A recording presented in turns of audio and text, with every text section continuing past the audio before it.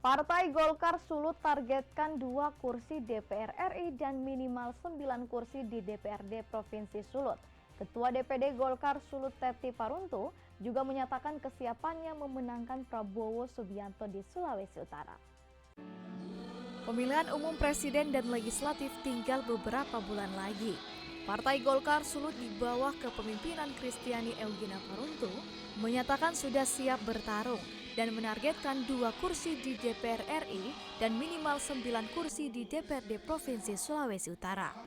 Persiapan Partai Golkar jelang tahun 2024 tentunya kami sudah sangat siap untuk bertarung ya, karena kami sudah konsolidasi dan saat ini ada rencana-rencana kami ke depan untuk lakukan rakerda, rencana rapat kerja daerah.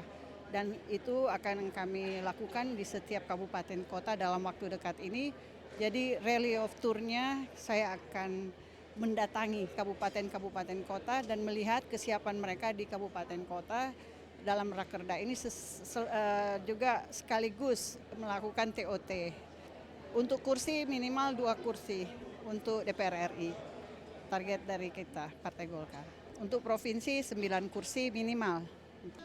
Cep juga sudah memberi instruksi kepada pengurus partai untuk memenangkan Prabowo Subianto dalam pemilihan presiden 2024.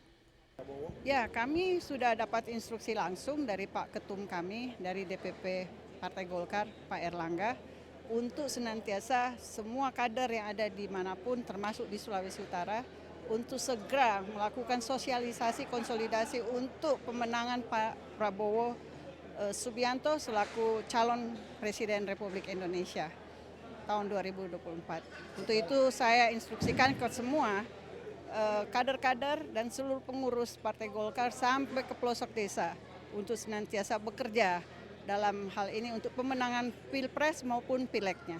Diketahui pada pemilu periode sebelumnya, Partai Golkar meraih 1 kursi DPR RI dan 7 kursi DPRD Provinsi Sulut. Regina Mangkei melaporkan untuk Kawanua TV. Jangan beranjak dulu pemirsa, setelah ini ada banyak informasi menarik lainnya. Tetaplah bersama kami di Kawanua Info.